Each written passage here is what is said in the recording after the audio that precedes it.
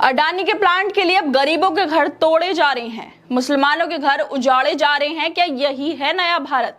असम के धुबरी जिले में सरकार ने अब तक की सबसे बड़ी बुलडोजर कार्रवाई करते हुए करीब 3,500 बीघा जमीन पर बसे 1,400 से ज्यादा परिवारों को उजाड़ दिया है। ये परिवार 4 दशकों से ज्यादा समय से वहीं रह रहे थे। ये जमीन खास लैंड के तहत आती है, यानी सरकार की होती है, लेकिन किसी को दी नहीं गई थी। लेकिन इन परिवारों का कसूर सिर्फ इतना है कि जिस जमीन पर उनके घर थे उसे अब अडानी समूह के 3,200 मेगावाट वाले थर्मल पावर प्लांट के लिए चिन्हित कर दिया गया। मुख्यमंत्री हेमंत बिस्वा शर्मा खुद इस इलाके का दौरा कर चुके हैं और अडानी ग्रुप के जीत अडानी से अप्रैल में मुलाकात कर चुके हैं ताकि इस प्रोजेक्ट को फाइनल किया जा सके। सरकार ने बिना किसी ठोस योजना के लोगों को जबरन हटा दिया। विरोध करने पर पुलिस ने लाठीचार्ज किया, पत्थरबाजी और हिंसा की खबरें भी सामने आई।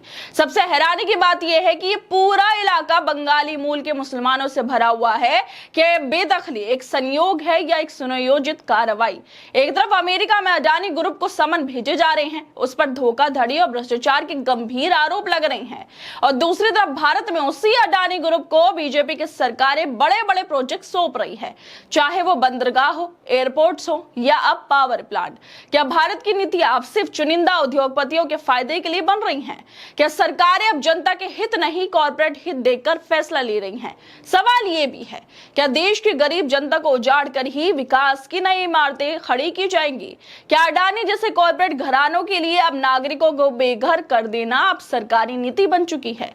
ये घटनाएं उस सच्चाई की झलक है जहां सत्ता, उद्योग और जमीन तीनों मिलकर एक आम इंसान की जिंदगी को रौंद रही है। चारू, आबाखरा, संतोषपुर और चिरकुटा खंड 1 के 3 गांवों में चलाया गया ये सरकारी अभियान 8 जून की सुबह शुरू हुआ। इसी दौरान दोपहर के समय तब हिंसा भड़क उठी जब निवासियों ने एक बुलडोजर पर पत्थर और ईंटें फेंकना शुरू कर दी। इसके बाद पुलिस को भीड़ को तितर बितर करने के लिए लाठीचार्ज भी करना पड़ा। अप्रैल 2025 में ही जो सीएम है असम के शर्मा ने गुवाहाटी में जीत अडानी से मुलाकात भी कर ली थी ताकि असम में अडानी की प्रमुख परियोजनाओं को आखिरी रूप दिया जा सके। इन्हीं योजनाओं में थर्मल पावर प्लांट भी शामिल है। लगभग 10,000 बंगाली मूल के मुसलमान जो कम से कम 3 से 4 दशकों से इस क्षेत्र में रह रहे थे, उनका घर अब उजड़ गया है। 1 या 2 नहीं बल्कि 10,000 मुसलमानों को बेघर कर दिया गया अडानी के लिए। सबसे बड़ी बात तो यह है कि यह कार्रवाई समुदाय पर की गई जो पहले से ही हाशिए पर है, बंगाली मूल के मुसलमान।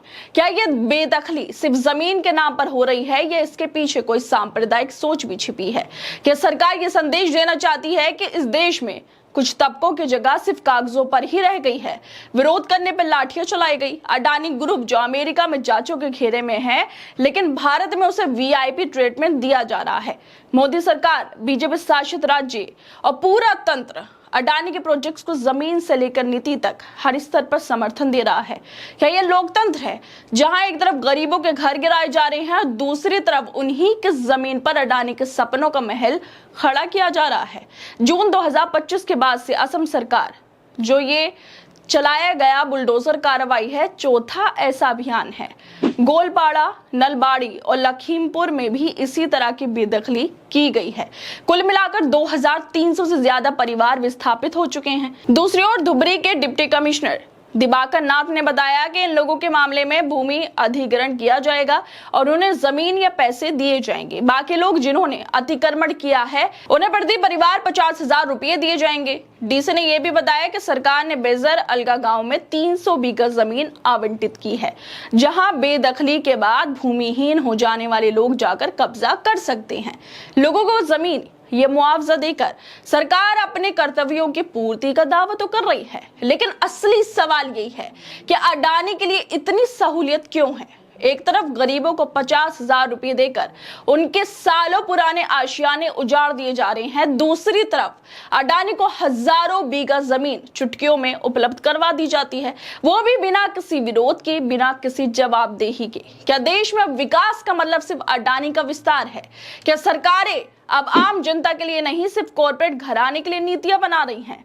ऐसा क्यों है कि जहां अडानी का नाम आता है वहां नियम झुक जाते हैं, कानून पीछे हट जाते हैं और प्रशासन पूरी ताकत से उसके लिए काम करता है। क्या देश की जमीन, संसाधन और योजनाएं अब सिर्फ कुछ अमीरों की बपोती बन चुकी हैं? ये सिर्फ थर्मल पावर प्लांट नहीं बन रहा, यह उस सोच की इमारत है जिसमें एक आदमी का मुनाफा लाखों लोगों की जिंदगियों से बड़ा हो गया है। खैर दोस्तों, आप लोगों को क्या लगता है, जिस तरह से अडानी के लिए देश में कुछ भी हो सकता है, लेकिन अमेरिका में जो उस पर जांच चल रही है वो समन भी उस तक नहीं पहुंचा है और दूसरी तरफ उसे वीआईपी ट्रीटमेंट भी दिया जा रहा है। आप लोगों को क्या लगता है इस वीडियो को लेकर? हमें अपनी राय जरूर दें और बाकी तमाम खबरों को देखने के लिए जुड़े रहिए हमारे साथ।